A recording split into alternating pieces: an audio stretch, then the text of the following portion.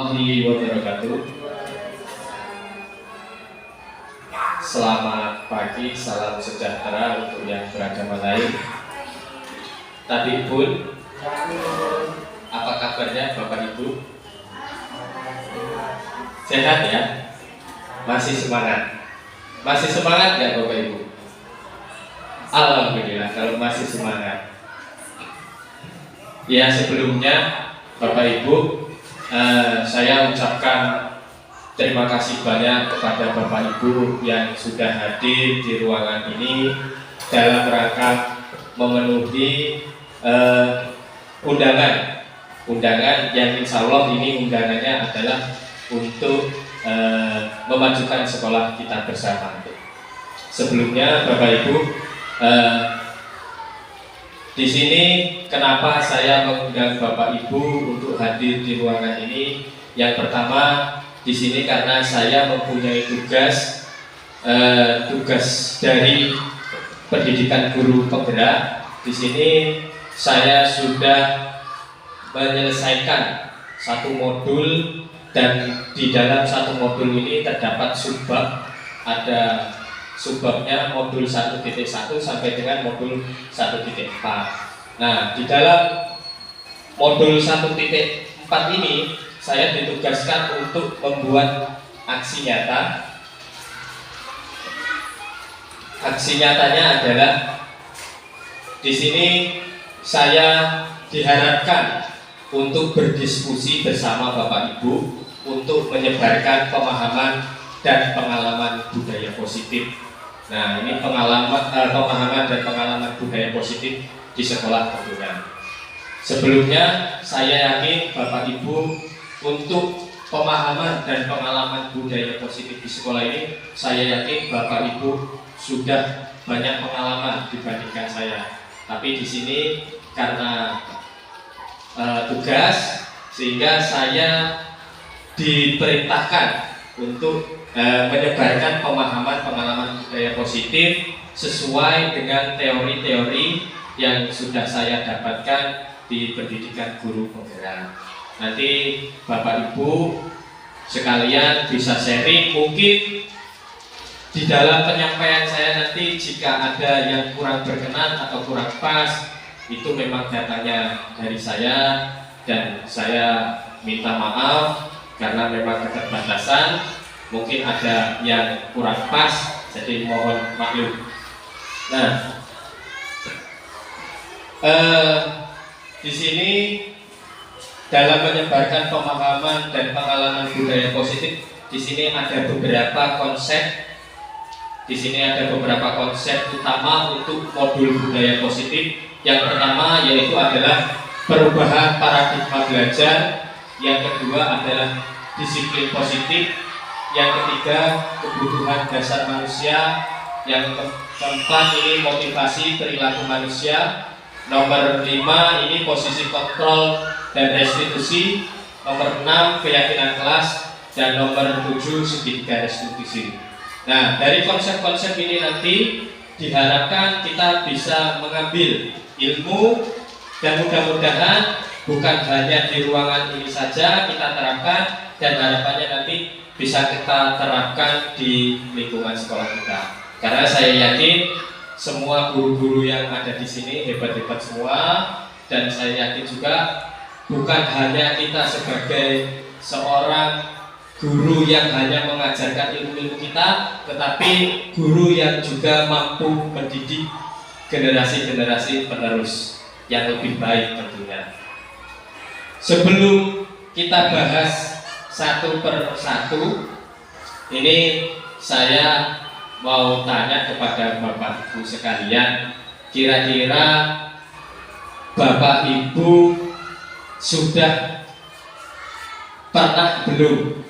Mungkin Bapak Ibu membaca tentang modul budaya positif, atau memang sudah tahu sebelumnya apa pengertian dari budaya positif seperti itu. Kira-kira ada Bapak Ibu ada yang sudah paham atau sudah jelas belum tentang budaya positif? Belum.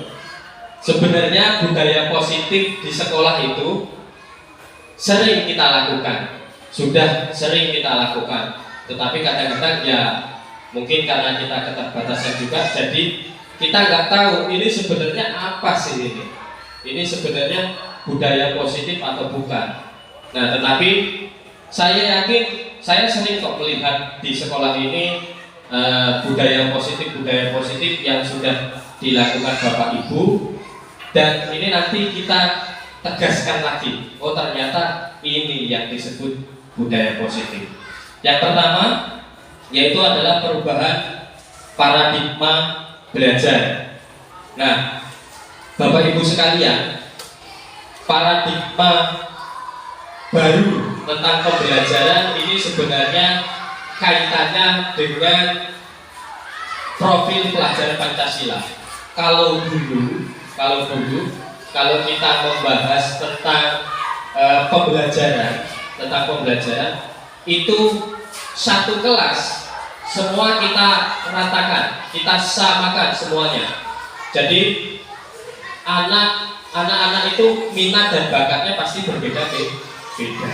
Tapi kadang-kadang kita memaksakan, oh kalau dia nilainya matematika kecil, berarti dia kurang pandai. Itu yang pemahaman yang harus kita luruskan. Seharusnya kita sebagai seorang guru itu bisa melihat minat dan bakat siswa masing-masing. Kemarin ketika kita supervisi juga, kita sudah dihimbau oleh Bapak Pengawas, kita disuruh membuat kepribadian siswa. Nah, ternyata di dalam buku kepribadian siswa itu di dalamnya berisi tentang minat dan bakat. Jadi kita bisa memetakan nanti, oh ternyata anak ini sukanya seni, anak ini sukanya matematika, atau anak ini sukanya bahasa Indonesia dan lain-lain. Nah, di sini peran guru sangat penting, sehingga guru ini bisa melihat minat dan bakatnya siswa. Untuk paradigma baru ini kita kaitkan dengan mewujudkan profil pelajar Pancasila. Nah, di sini ada 6 profil pelajar Pancasila. Terlihat nggak Bapak Ibu? Terlihat nggak? Nggak terlalu terlihat ya? Ya. Yang pertama yaitu adalah beriman, bertakwa kepada Tuhan Yang Maha Esa dan berakhlak mulia. Nah, ini sudah jelas ya Bapak Ibu. Kalau kita setiap melakukan kegiatan, pasti selalu kita awali dengan doa. Nah, ini sebenarnya sudah kita lakukan, tapi kita ini ternyata masuknya ke profil pelajar Pancasila. Terus yang selanjutnya mandiri. Nah, mandiri ini kira-kira kaitannya kalau di dalam kelas atau mungkin di dalam lingkungan sekolah itu seperti apa ya Ibu-ibu ya, Bapak Ibu? Mandiri. Siswa yang mandiri itu seperti apa kira-kira? Siswa yang mandiri. Gimana Ibu? Ya, mengerjakan soal sendiri. Mungkin ada yang lain? Kalau mandiri itu kira-kira seperti apa? Selain dia bisa mengerjakan soal atau mungkin mengerjakan yang lain sendiri, kira-kira ada yang lain nggak? Mandiri.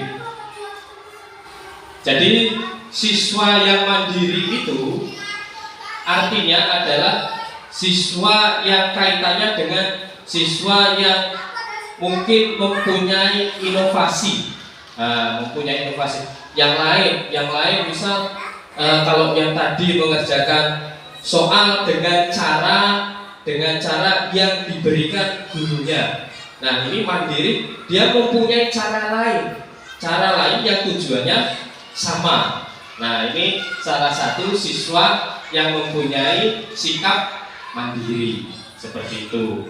Nah, mungkin Pak, di dalam kelas kita berikan jadwal kelas yang seperti ini. Nah, ini salah satu ciri-ciri siswa yang mempunyai sikap mandiri.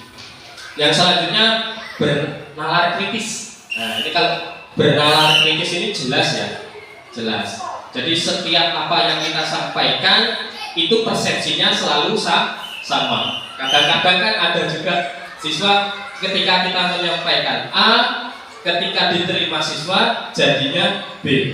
Ketika kita menyampaikan singkong yang diterima jadi apa? Batang singkong atau ini tape ya. Nah, sudah berubah ini. Ini yang dimaksud dengan bernalar kritis. Terus selanjutnya kreatif. Kalau kreatif ini tergantung siswanya atau tergantung gurunya atau tergantung lingkungannya. Saya kira semuanya mempengaruhi ya. Iya, saya kira semuanya mempengaruhi. Kalau kreatif itu nanti tergantung kita mengarahkan siswanya seperti apa. Bergotong royong. Setiap hari Sabtu, setiap hari Jumat kita selalu melakukan gotong royong. Gotong royong ini adalah salah satu ciri profil pelajar Pancasila.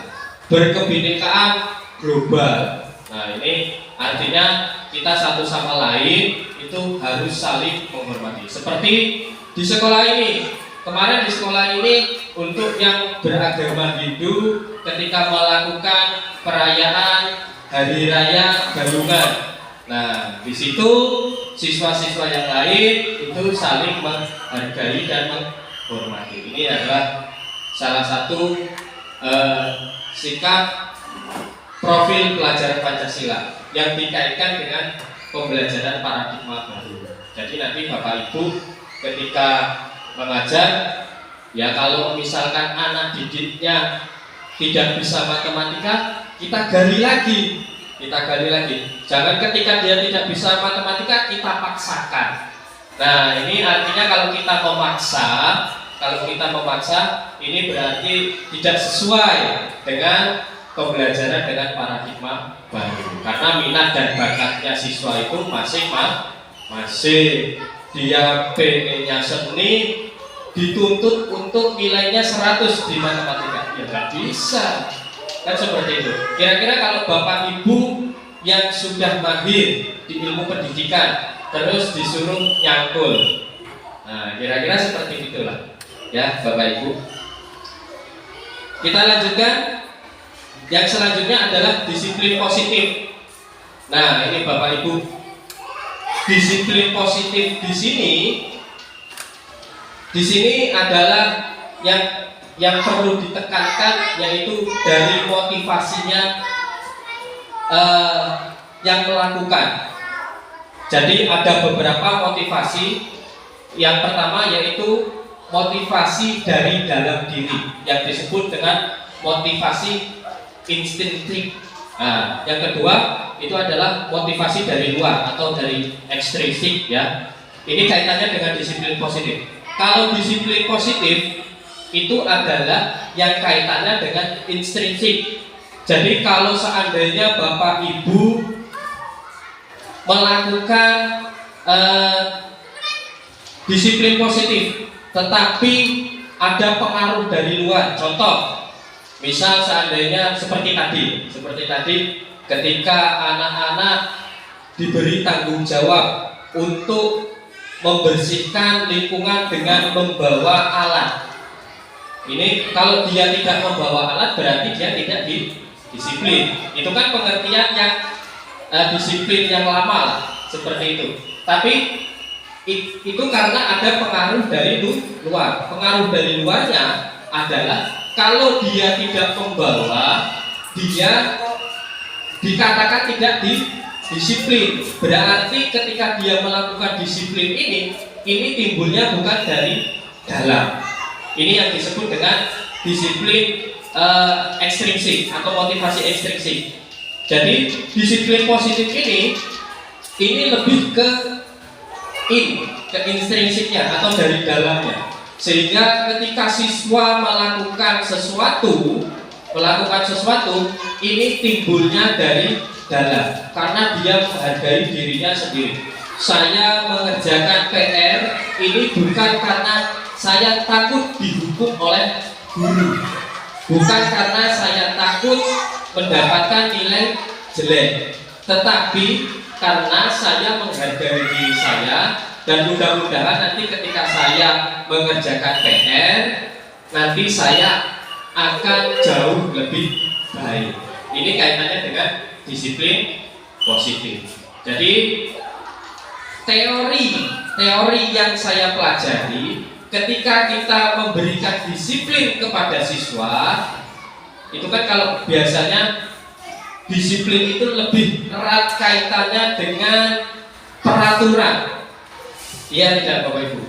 Peraturan itu kan pasti, wah peraturan. Kalau peraturan itu pasti bawaannya lebih mengikat gitu.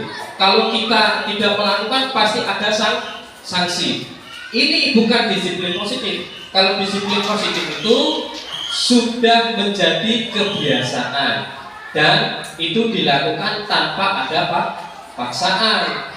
Ya, seperti itu Bapak Ibu. Disiplin positif merupakan salah satu cara penerapan disiplin yang bertujuan untuk menumbuhkan kesadaran serta memberdayakan anak untuk melakukan sesuatu tanpa sogokan, ancaman maupun hukuman. Ini yang dimaksud dengan pengertian disiplin positif. Jadi seperti itu Bapak Ibu. Apa kaitannya dengan kebutuhan dasar manusia?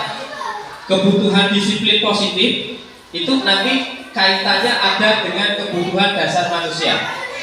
Kebutuhan dasar manusia itu ada 5. Yang pertama adalah bertahan hidup.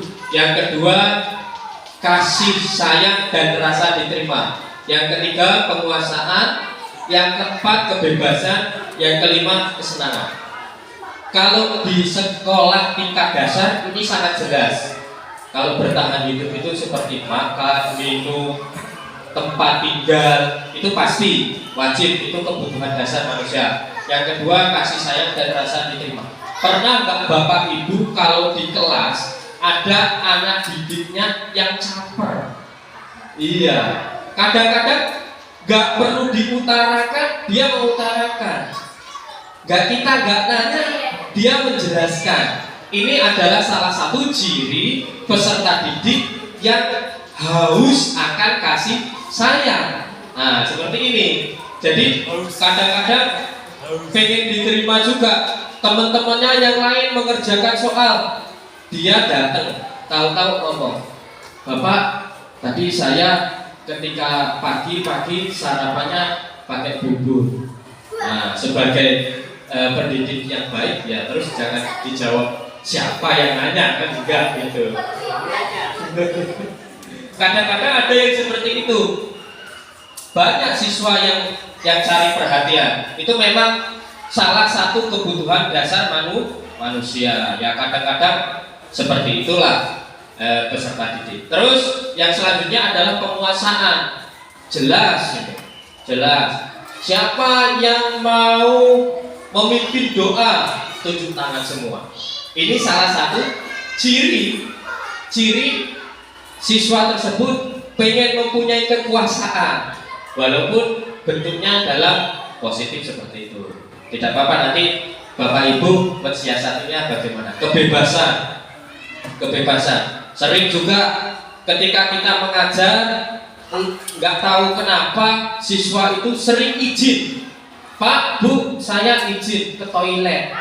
Sebenarnya jiwa kebebasannya itu terbelenggu, terpenjara. Sebenarnya dia itu pengen belajar sambil bermain. Mungkin tingkat motoriknya yang tinggi. Makanya kadang-kadang ketika kita belajar, ya kita variasikan lah model pembelajaran kita. Ya kadang-kadang untuk siswa yang aktif untuk tingkat motoriknya silakan nanti ya misal masak-masak apa gitu seperti itu. Nah dia kan senang. Terus bisa bikin kelompok untuk menggali informasi ke kelompok lain. Dia lari sana sini. Nah ini senang. Ini memang salah satu kebutuhan dasar manusia. Yang selanjutnya kesenangan. Ya kadang-kadang peserta didik itu kalau belajar itu ya pasti maunya senang. Kalau tertekan juga ya susah masuknya. Kalau senang saya yakin apa yang kita sampaikan nanti bisa dipahami dengan mudah. Selanjutnya, nah ini yang sudah saya jelaskan tadi berkaitan dengan disiplin positif, motivasi perilaku manusia. Nah ini di sini ada motivasi eksternal. Apa yang akan terjadi apabila saya tidak melakukannya? Ini kaitannya, kalau yang motivasi eksternal ini pasti kaitannya dengan ketidaknyamanan atau hukuman. Kalau tidak mengerjakan PR, besok Bapak suruh push up 100 kali. Nah ini kan sudah pasti tidak nyaman, dan sudah pasti ini hukuman. Walaupun cara itu kita anggap lebih lebih efektif. Anak biasanya kalau seperti dikasih hukuman seperti itu, besok langsung 100% mengerjakan semua. Berdasarkan teori itu kalau bisa kita ganti yang lain. Jadi disiplinnya itu bukan berdasarkan karena motivasi eksternal, kalau bisa dari internal. Nah, selanjutnya yang motivasi internal ini adalah tujuan disiplin positif yang sesungguhnya. Saya akan menjadi orang yang seperti apa bila saya melakukannya. Seperti tadi, ketika kita mengerjakan PR, siswa mengerjakan PR bukan karena hukuman atau ketidaknyamanan, tetapi dia dengan sadar diri mengerjakan PR, itu nanti mungkin ini kaitannya kalau saya mengerjakan PR nanti tanggung jawab yang saya miliki ini jadi lebih baik. Ini tujuan dari disiplin positif. Selanjutnya yaitu adalah posisi kontrol dan restitusi. Konsep disiplin dengan identitas. Hukuman. Kenapa hukuman itu tidak diperbolehkan untuk disiplin, untuk meningkatkan disiplin positif? Itu yang pertama, karena sudah pasti menyakitkan. Yang kedua, tidak nyaman. Yang ketiga, menakutkan. Yang keempat, memaksa. Yang kelima, murid menyembunyikan kesalahan. Yang keenam, murid menjadi rendah diri. Nah ini kenapa kalau di sekolah dasar guru kelas itu menjadi salah satu guru bimbingan konseling. Nah seperti inilah yang kadang-kadang kita lewati. Kadang-kadang ini biar disiplinnya jauh lebih baik, ini harus ada hukuman. Ini yang pola pikir yang seperti ini yang harus kita luruskan. Penghargaan, ternyata nih, kemarin saya juga sempat berpikir Bapak Ibu, ketika siswa diberi penghargaan itu baik menurut saya ya kemarin. Ternyata kalau siswa melakukan sesuatu terus kita kasih penghargaan itu menurut kita baik. Ternyata itu kurang pas. Kenapa? Karena penghargaan itu yang pertama akan mengurangi motivasi intrinsik. Karena penghargaan ini masuknya ke ekstrinsik, dari luar pengaruhnya, bukan dari dalam. Terus yang kedua itu merusak hubungan atau sifat ini. Ini pasti. Seperti ini kemarin kejadian. Ini kejadian bukan di murid, tapi kejadian di guru-guru. Ini saya sempat mengalami sendiri. Ketika itu seorang pemimpin memberikan penghargaan kepada gurunya yang sudah melakukan, kalau sekarang ini upload aksi nyata di platform Merdeka Mengajar. Yang paling banyak upload itu diberikan penghargaan, dikasih uang 1 juta rupiah. Nah, ini kan maksudnya ke penghargaan. Ternyata ini menyebabkan kecemburuan sosial kepada guru-guru yang lain. Guru-guru yang lain mikirnya gini, oh ternyata sekarang itu penilaiannya bukan ketika kita disiplin, tetapi kita makin banyak upload di platform Merdeka Mengajar dapat hadiah 1 juta. Nah ini kan menimbulkan iri. Ternyata yang berangkatnya rajin, disiplin, ini malah nggak dapat apa-apa.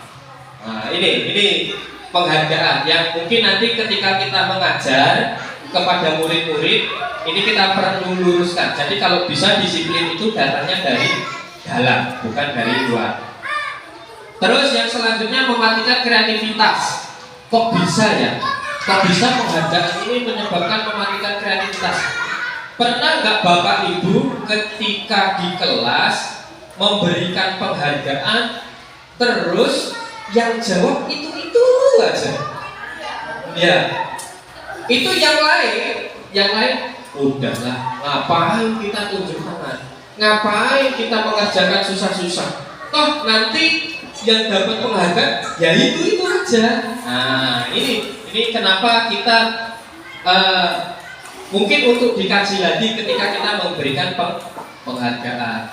Kemarin saya juga sempat membaca apa bedanya penghargaan dengan apresiasi. Nah ini juga kadang orang membalutnya dengan bahasa yang berbeda. Penghargaan, apresiasi. Kalau penghargaan itu lebih ke kesepakatan ya. Jadi nanti sudah kita sampaikan. Nanti kalau siswa yang mendapatkan nilai 100 dapat pena, itu namanya penghargaan. Kalau apresiasi ini tidak disengaja, mungkin karena oh siswa ini rajin, siswa ini mendapatkan nilai yang bagus karena memang motivasinya, disiplinnya sudah dari dalam ya, tanpa kita beritahu dulu. Untuk mengapresiasi kita berikan penghargaan. Itu kemarin perbedaan penghargaan dan apresiasi. Selanjutnya, konsep disiplin dengan identitas, ini yang selanjutnya adalah konsekuensi. Nah, seharusnya sebagai seorang pendidik itu kita lebih menekankan kepada konsekuensi dan restitusi. Yang pertama, kenapa konsekuensi? Karena penguatan jangka pendek.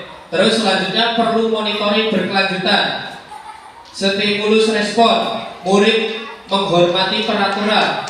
5. Kehilangan waktu untuk merenungi kesalahan. Konsekuensi ini biasanya berkaitannya dengan keyakinan kelas. Jadi kesepakatan. Jadi apa yang kita lakukan itu sesuai dengan kesepakatan yang sudah kita sepakati dengan murid. Jadi siswa itu melakukan sesuatu, oh ini nggak boleh makan di kelas, nggak boleh. Ini kan sudah menjadi kesepakatan kita bersama. Ini namanya konsekuensi. Terus restitusi. Ini kayak kemarin ketika kita pertemuan dengan Ibu Kepala, kemarin sudah saya singgung sedikit tentang restitusi. Jadi di sini restitusi ini adalah untuk yang pertama, murid lebih bertanggung jawab untuk perilakunya, fokus pada pemecahan masalah, murid menghormati dirinya dan orang lain. Terus selanjutnya murid bersemangat memperbaiki kesalahan. Jadi ketika murid melakukan kesalahan, itu kita tidak bisa langsung memberi hukuman kepada siswa. Kenapa? Ini ada langkah-langkahnya, restitusi. Yang pertama, kita yakinkan dulu identitasnya. Kenapa kamu melakukan seperti ini? Terus kita kembalikan lagi nanti untuk kesepakatan kelas. Kesepakatan kelas kita kemarin seperti apa? Nah, setelah itu kita berikan penguatan. Semua orang pasti pernah melakukan kesalahan. Dan yang terakhir, bagaimana cara agar siswa itu bisa memperbaiki kesalahannya. Itu yang harus kita lakukan, yaitu restitusi. Nah, restitusi adalah proses menciptakan kondisi bagi murid untuk memperbaiki kesalahan mereka sehingga mereka bisa kembali pada kelompok mereka dengan karakter yang lebih kuat. Restitusi juga merupakan proses kolaborasi yang mengajarkan murid untuk mencari solusi untuk masalah mereka dan membantu murid berpikir tentang orang seperti apa yang pembentukan keyakinan kelas. Ini lebih abstrak daripada peraturan. Artinya kalau peraturan itu kan jelas. Biasanya hanya satu belah pihak, mungkin dari gurunya atau dari sekolahnya yang sudah membuat peraturan. Tapi kalau keyakinan kelas ini dari siswanya, nanti pemikirannya lebih banyak. Yang selanjutnya berupa pernyataan universal, dibuat dalam bentuk pernyataan yang positif, sesuaikan dengan kondisi kelas dan sekolah agar mudah diterapkan. Ya, ini jelas ya. Kalau seandainya di sekolah kita diwajibkan, misal kesepakatan kelas diwajibkan membawa laptop, ya tidak sesuai dengan kondisi sekolah kita. Semua warga kelas dilibatkan saat membuat, sudah pasti. Kegiatan membuat keyakinan kelas. Yang pertama, berdiskusi. Kedua, belajar dengan antusias, semangat dan percaya diri, saling menjaga kebersihan dan keindahan, menghargai guru atau teman, selalu menerapkan 5S. Nah, ini budaya-budaya yang seperti ini yang wajib kita terapkan. 5S itu senyum, sapa, salam, sopan dan santun. Ini kemarin juga ada beberapa guru yang curhat ketika ketemu gurunya aja, halo coy. Nah, ini kan nggak pas. Harusnya ya minimal senyum. Kalau mau lebih dalam lagi ya salam atau sapa, seperti itu. Berpakaian rapi di dalam dan di luar kelas yang mencerminkan kita sebagai seorang pendidik atau peserta didik. Segitiga restitusi. Nah, segitiga restitusi ini yang pertama adalah validasi kebutuhan. Yang sebelah sini ya Bapak Ibu. Nanti bisa kita praktekkan ketika Bapak Ibu menemukan siswa-siswanya yang bermasalah. Tapi kalau untuk kelas kecil ya boleh dicoba juga nanti. Yang sebelah sini validasi kebutuhan. Kamu tentu punya alasan mengapa kamu melakukan itu. Nah, kita tanyakan. Kemarin saya sempat membuat segitiga restitusi seperti ini. Siapa Bapak Ibu? Siapa Ki Hajar Dewantara itu?